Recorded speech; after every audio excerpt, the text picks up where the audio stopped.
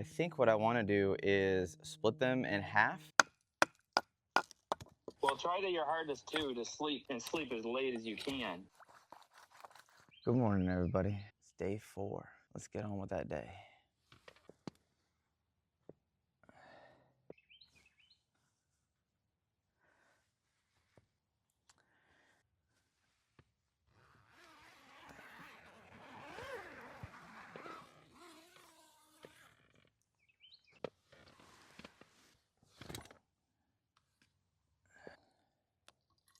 So for those of you that are just now joining us, this is day 4 of my 7-day no-fooded survival adventure, where I am trying to see if my body can handle the stress of having no food out in the wilderness in a simulated survival scenario. Now, with that said, there's going to be a full playlist. The full series is going to be up there in the right-hand corner of the screen, where you guys get to go through everything from the gear that I bring, possible backups that I use, and it's definitely something you don't want to miss. So let's go ahead and test my blood and do weigh-ins. Something that I've noticed is water gets more and more precious to you. So those of you who've been following along this entire time, you already know this, but for the newcomers who are just coming in this first video, I've noticed that I've been consuming about 4 or so liters of water a day, and throughout the whole challenge that'll be about 28 to 30 liters of water, which equates to about 7 to 8.5 or so gallons of water. I don't have the numbers off the top of my head, but this right here is a ketone blood monitoring system, and I've been using that to track my ketone levels as a way to create legitimacy of the fact that I am going 7 days without food. So this is the ketone blood meter. For everyone who's been watching this means you already know what this means, but this is just for the newcomers coming in. This is my kit. All right, so today I am showing to be at a 3.9. Yesterday was a 3.5. So 100% still in fasting ketosis. So my field knife is off, my cold steel knife is off, and my hat's coming off. So everything stays on for continuity, just to keep everything, fluid and normal. All right, so it looks like I am 190 on the dot. So I might have been like 191 yesterday. So it is what it is. But there we go. Blood test and weigh-ins complete. Now that weigh-ins are complete, let's go dive into the word.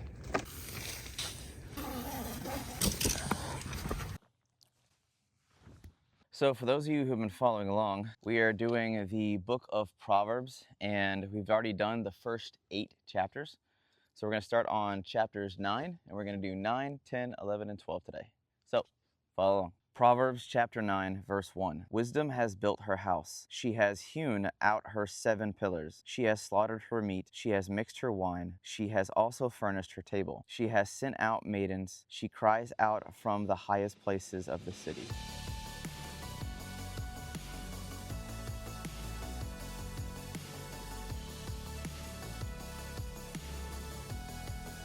Whoever loves instruction loves knowledge, but he who hates correction is stupid. A good man obtains favor from the Lord, but a man of wicked intentions he will condemn. A man is not established by wickedness, but the root of the righteous cannot be moved. An excellent wife is the crown of her husband, but she who causes shame is like rottenness in his bones. So why am I stretching? I notice my joints and muscles and everything are getting stiff. So by stretching, stretching. Yeah, I don't know if it's the, part of the fasting, but I've noticed everything gets really tight really easy. Could be a partial dehydration, but a gallon of water a day, I don't feel safe drinking more than that. And so far, once I get halfway through the day, I feel pretty good. So I'm not too worried about it. Low key, I almost forgot to strap up.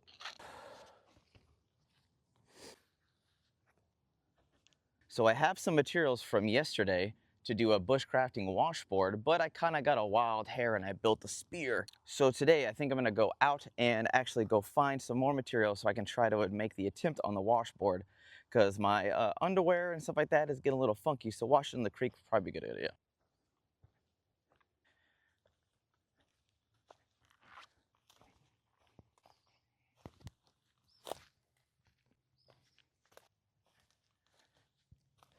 This looks like a good straight but very slender piece.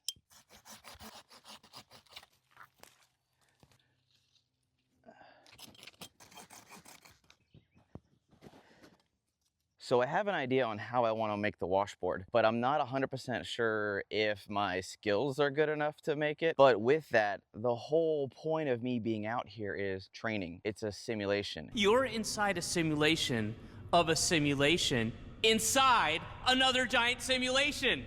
It is practice. So the fact that I'm allowed to do that is amazing, because in a lot of scenarios that you watch on TV, people have to do this for real, immediately, life or death, playing for keeps. So by going out here and training, this is huge on progressing bushcraft skills, knot tying, crafting, fire making, the whole gambit when it comes to the outdoors. So I have two pieces that are nearly identical. I think what I want to do is split them in half to kind of sandwich the washboard sticks in between them, kind of how I have on my windscreen for my campfire.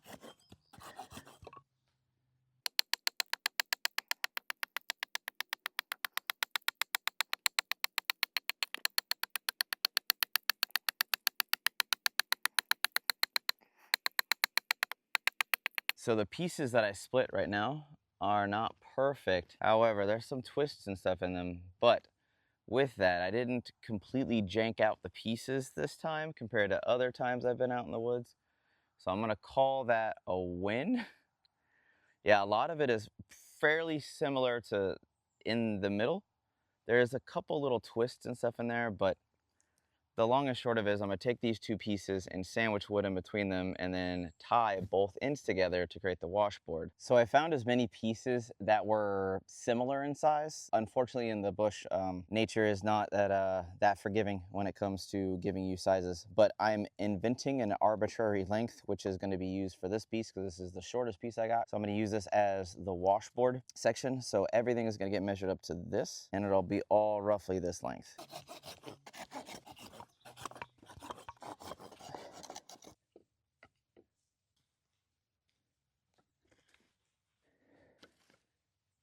This 7-day no food adventure is brought to you by Outdoor Element and FOWLERS, MAKERY, and MISCHIEF. Without them, this series would not be possible. Please support our amazing sponsors by shopping their respective links down in the description of this video. Now, back to the episode. So it's averaging about 10 minutes a board. So this is gonna take about 2 hours to finish this. At least it's cloudy today and cooler than it's been the past few days.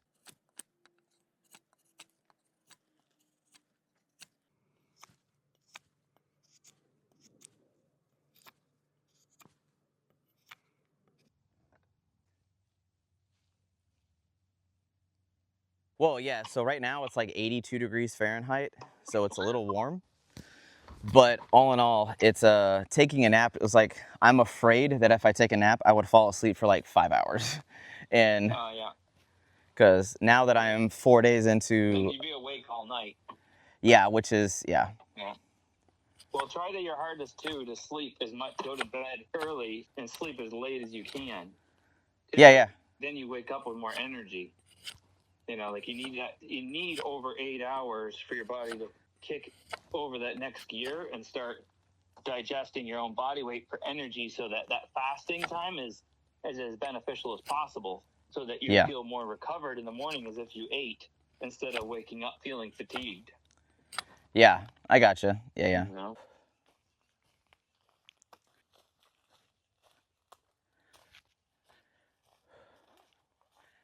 Nature calls.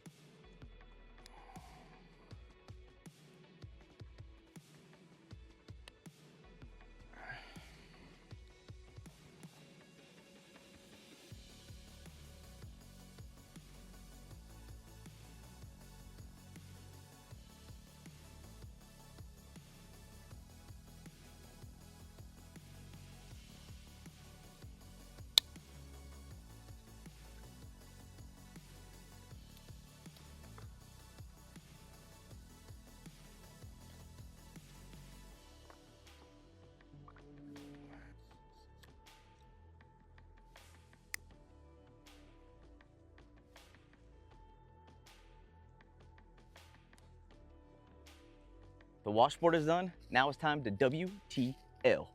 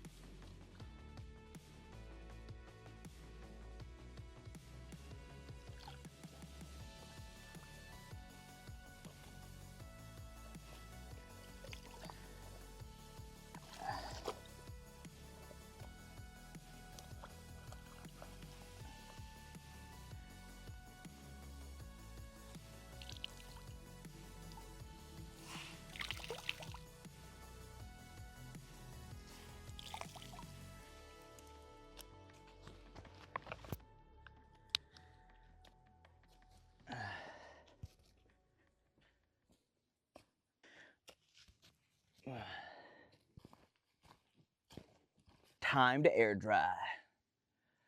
Time to air dry. It's time to air dry.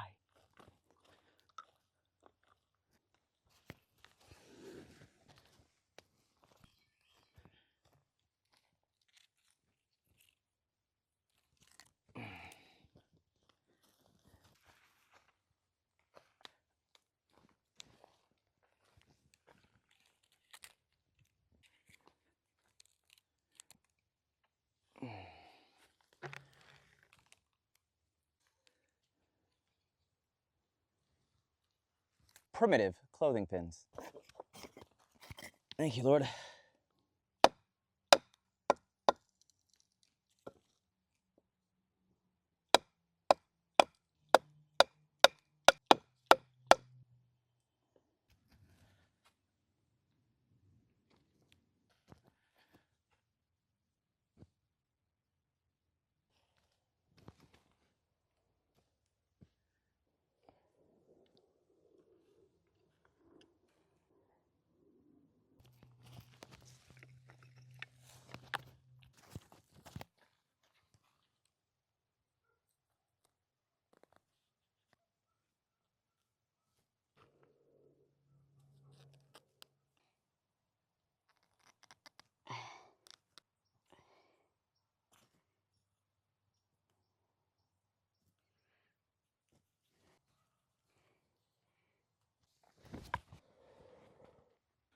Lord, help these people be smart enough to save their marriages. Come on, Jimmy, let's learn people something. Today's lesson, the law of pursuit, the big idea. There may be times in marriage when the love that you once had for one another seems to be lost for good. In those moments, you must actively pursue and cling to your spouse as God commanded, and trust that with the Lord's help and hard work, that romantic edge can be restored. In Genesis chapter 2, verses 24, after God commands us to leave or relinquish or loosen the bonds of our parents, he says that we are to cleave to our spouse. There are two definitions of the word cleave in the English language. The first is to separate or chop into two pieces, but it is the second definition that is being used in this verse, to pursue with great energy and to zealously cling to something. 3 steps to heal and revive love. Step 1, remember where you have fallen. 2, repent. And step 3, this is a big one, do the deeds you used to do at first. So what all that entails is any wrongdoing that you've done to your spouse, repent and actually turn away from those things. Don't keep trying to make the same mistakes again, because if you actually love your partner, it's going to hurt you to see them hurt. Then for step 3, do the deeds you did at first. That is hearkening back to when you were dating, when you were more spontaneous, when you were more energizing. You were pursuing your now spouse because you were trying to prove to them that you were a worthy mate. Scripture reading, Proverbs chapter 14, verses 23. In all labor there is profit, but idle chatter leads only to poverty. That basically, be a doer and not a talker. Revelations chapter 2, verse 5. Remember therefore from where you have fallen, repent and do first works, or else I will come to you quickly and remove your lampstand from its place unless you repent. That basically boils down to repent, work hard, and stop being a dummy. So these are some reflection questions, and I'm only going to read you one of the 4 that are right here. If you want to check them out, there's all 4. What attitudes or behaviors might you need to repent of and change to restore intimacy in your marriage? You can feel free to sign off in the comments if you're an open book, or this is something you can chat with your spouse directly.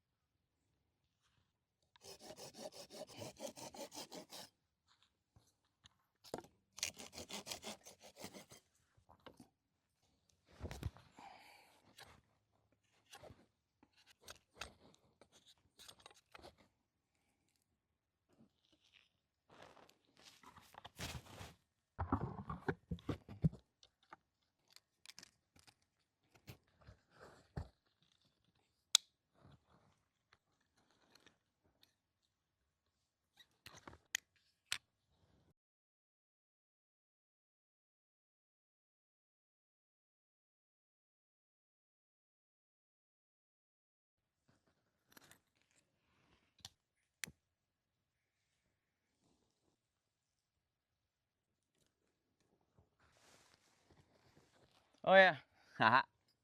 Decided to build a pair of tongs.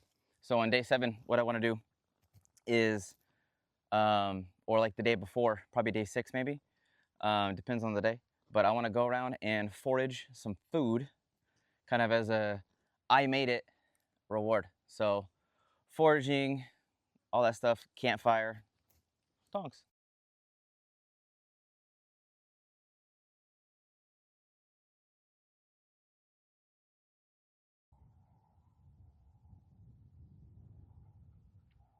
So the weather is starting to turn south, clouds getting very dark. It's time to go back to base camp and hunker down for the night.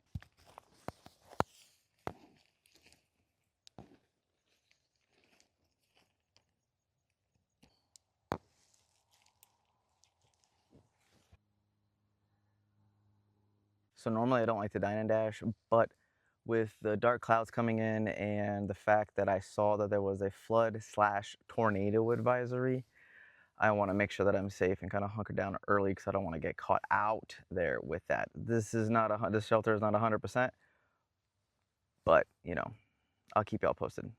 See you tomorrow.